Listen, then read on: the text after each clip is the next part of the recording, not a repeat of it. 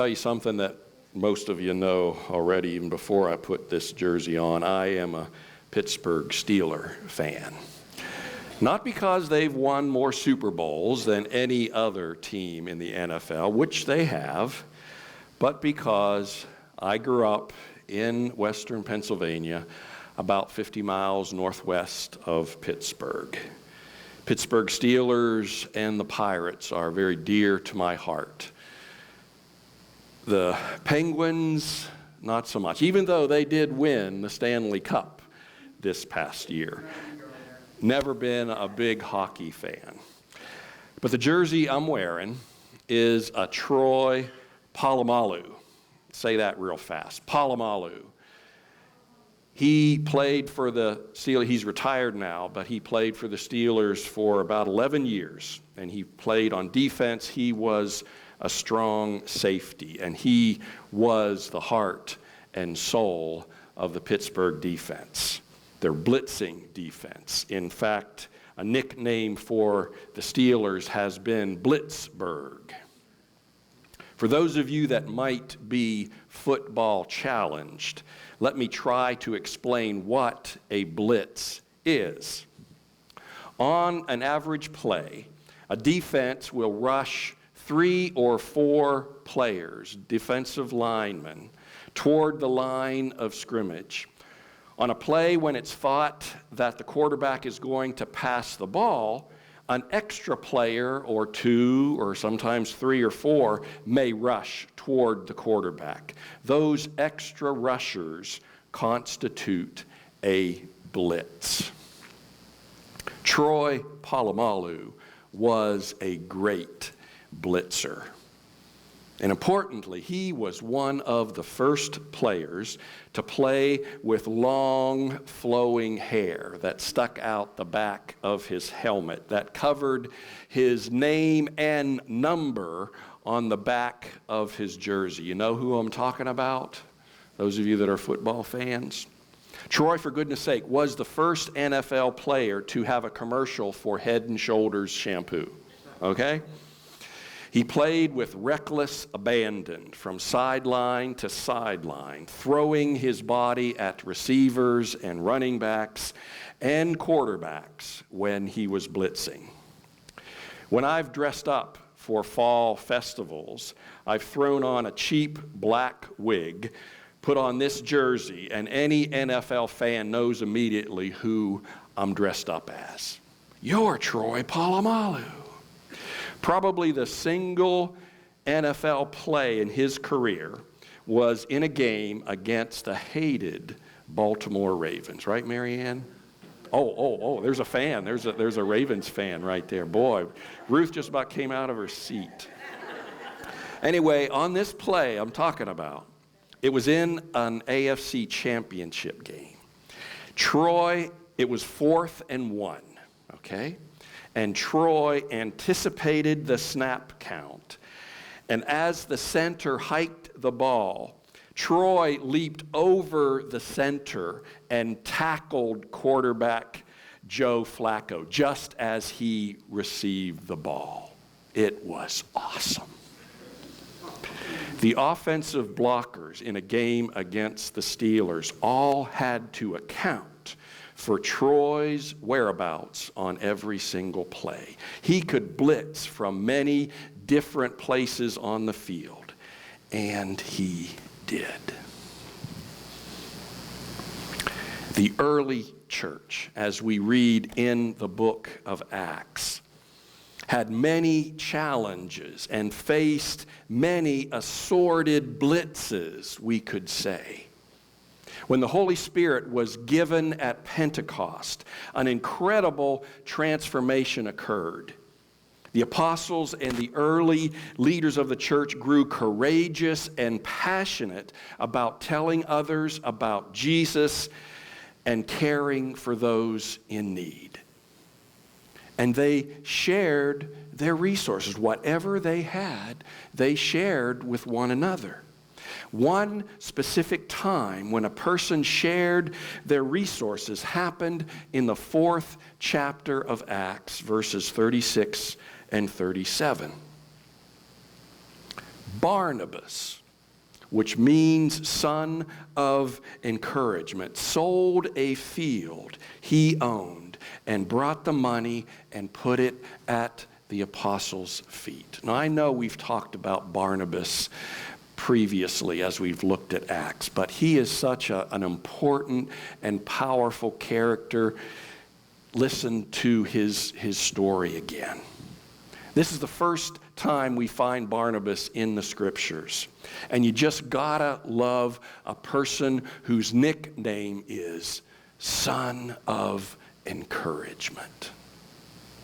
What a wonderful thing it is for one person to offer another person encouragement. Encouragement is something that all of us need. And it just feels so good to be on the receiving end of it when it is genuine and sincere. Barnabas sold some property and placed the money from the sale at the apostles' feet. And I don't think we're talking about a tithe here, a 10% gift. That would have been generous in and of itself. But as I read it, Barnabas brought the entire proceeds of the sale of that field that he owned and gave it to the apostles, the full amount. I'm trying to make the point that the apostles were under great pressure. They were being blitzed from the first initial days of being the church. The Roman authorities and the Jewish authorities were keeping a close eye on them, on what was transpiring with this misguided group of followers from that carpenter character from Nazareth. And the apostles felt led by the Holy Spirit to take care of any person that was in need. And they had no ready resources, no budget with which to work.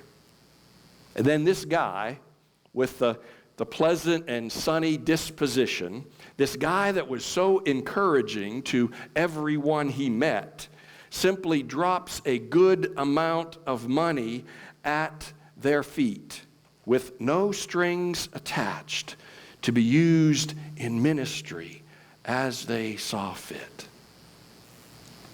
Man, every pastor of every local church loves to receive a generous, unexpected gift like that, given with no strings attached. Just use it however you need. For the moment, and that was all that they were living in, the moment. Barnabas nullified this blitz, and he freed up the apostles to assist those in need and to continue to grow the church. Then Barnabas just kind of disappears for a time. No mention is made of him. And Stephen is stoned, becoming the first martyr of the faith. And then the persecution of the church really intensifies, due largely to the influence of who? Saul. And then the craziest thing happens. We looked at Saul for several weeks, and we looked at this moment. When Saul, the persecutor of all persecutors, has a come to Jesus meeting, where? On the road to Damascus. And he says that he has done a complete about-face. He has done a 180. And the leaders of the church wonder, is this the blitz of all blitzes? Is this Saul telling us a story so that he can infiltrate the church and just knock us out once and for all? And the leaders of the church in Jerusalem just don't know what to make of Saul, that he is now one of them, a dedicated and passionate believer in the fact that Jesus is the Son of God. And then Barnabas appears, and he is there to pick up this potentially most devastating of blitzes. We're over in the 9th chapter of Acts now. beginning with the 26th verse. When Saul came to Jerusalem, he tried to join the disciples, but they were all afraid of him, not believing that he really was a disciple. But Barnabas took him and brought him to the apostles. Getting back to football. Imagine this play. The quarterback goes back to pass, and his wide receivers are running long patterns. They're running downfield. So the quarterback needs an extra second or two to give them time to get in that long pass play. And as the quarterback is about to let the pass fly, a linebacker is blitzing from the right side. And just in the nick of time, the running back slides over and puts a crushing block on the linebacker, knocking him off his feet. I have all the respect in the world for Barnabas. I especially like characters that excel in supporting roles. The church is forever in need of characters that excel in supporting roles. God bless you if you are one of those kind of behind the scenes characters. Barnabas was one of those supporting characters.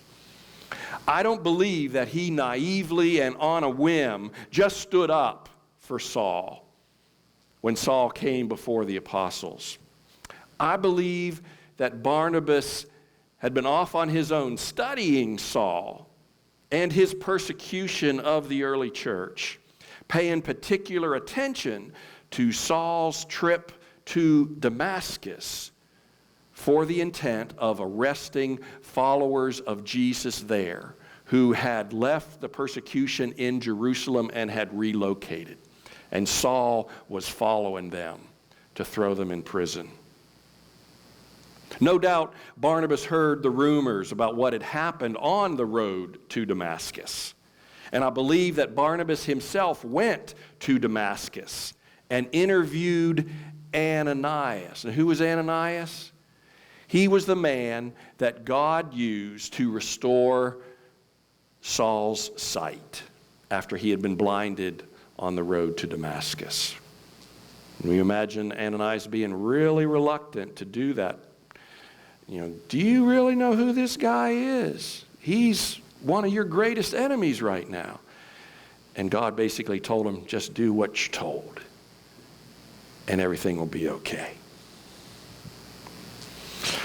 And Barnabas became convinced that Saul's claims to have been called by Jesus were legit, that he really was a follower of Jesus now.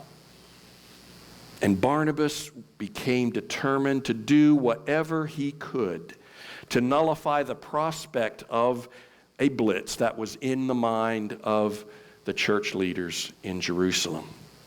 And so when Saul came to the apostles in Jerusalem, they were afraid of him, feeling surely that this was a great trick.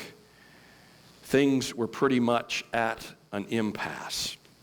Remember when I had you pull out your phones and somebody pulled up the Cricket app? It was just an awkward silence when the apostles didn't know what to make of Saul's claims that he was one of them. But Barnabas took Saul to the apostles, and Barnabas vouched for him.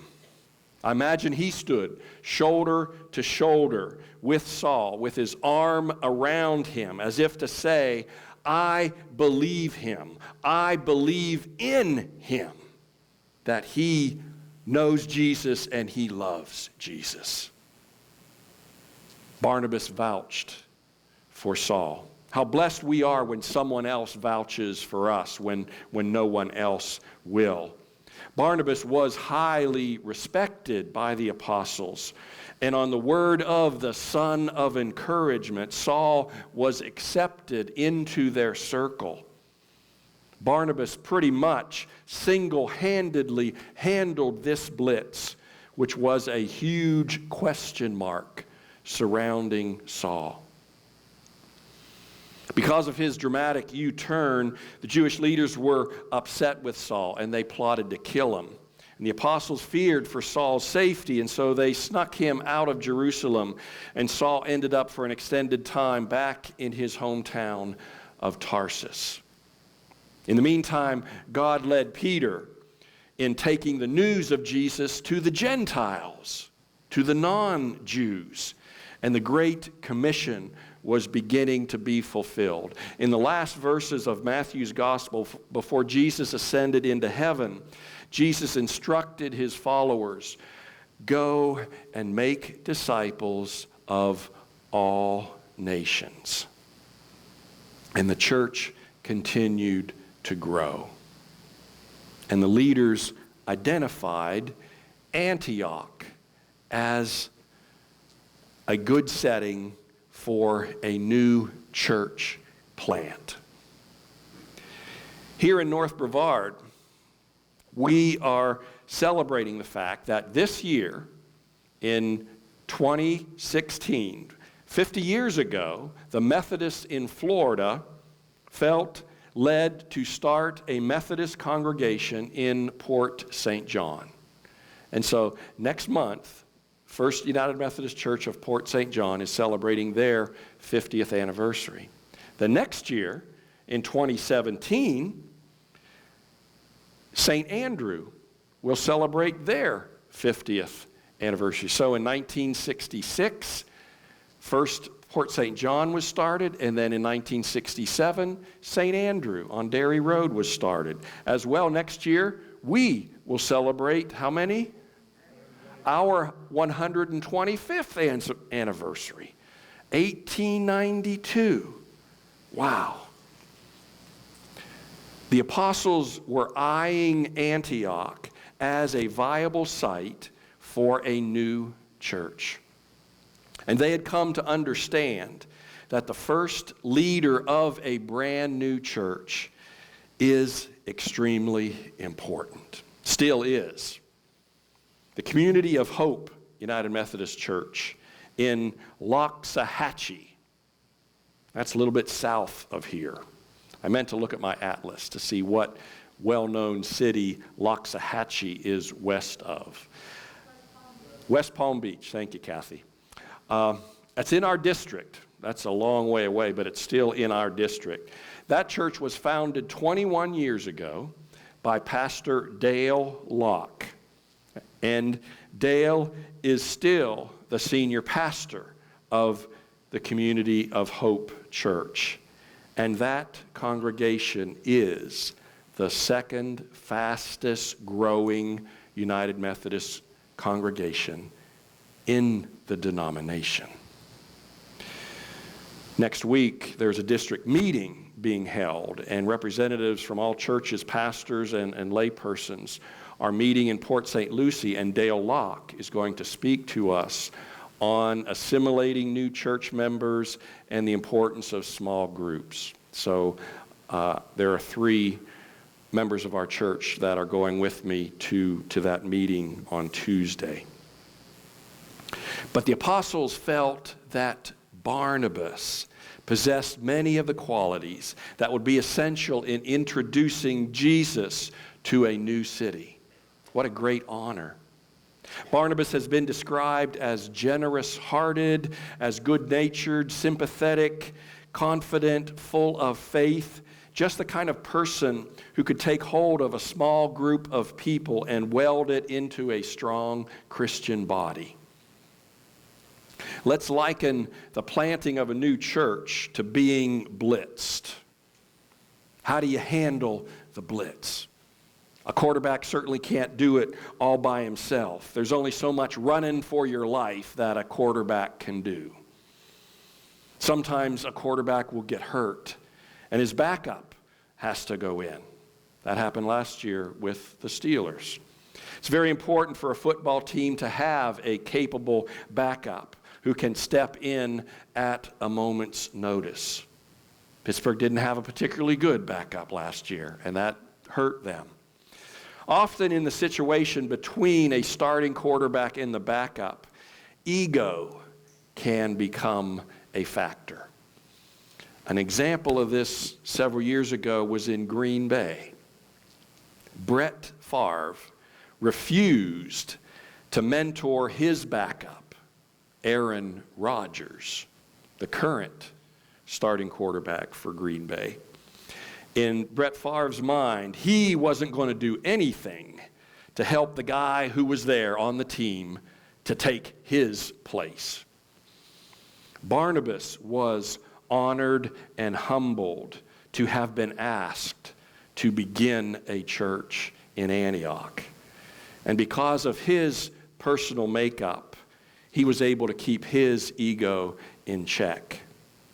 Because the first thing he did was to collect Saul, who had been on a sabbatical for, some scholars think, as long as 9 years. Barnabas went and collected Saul to work alongside of him. Acts 11, verse 25. Then Barnabas went to Tarsus to look for Saul, and when he found him, he brought him to Antioch. So for a whole year, Barnabas and Saul met with the church and taught great numbers of people. And the disciples were first called Christians in Antioch, together as Barnabas and Saul. Initially, Barnabas got top billing. Barnabas and Saul gave sound leadership to the church in Antioch that became the second largest church after Jerusalem. And then finally, in the 13th chapter of Acts, verse 42, as Paul and Barnabas, now you notice it's switched, and Saul's name has been changed to Paul, and it's Paul and Barnabas were leaving the synagogue, and the people invited them to speak further about these things on the next Sabbath. And when the congregation was dismissed, many of the Jews and devout converts to Judaism followed Paul and Barnabas, who talked with them and urged them to continue in the grace of God. Together, side by side, they withstood the blitz of the powers that existed against the growth of the church. Barnabas was gifted by God so that he was able to foresee the incredible influence that Saul was going to have in the spreading of the church into places like Philippi and Ephesus and Corinth and Galatia and Thessalonica, all those letters that we have in the New Testament written by Paul. The church will forever be in the debt of humble Barnabas for the role he played in giving Saul, Paul, to the church. Whenever the church was beset with some sort of blitz during Barnabas' lifetime, he was there to pick up the blitz with grace. Each of us have the ability, and we are called within the scope of the influence that we possess to go thou and do likewise.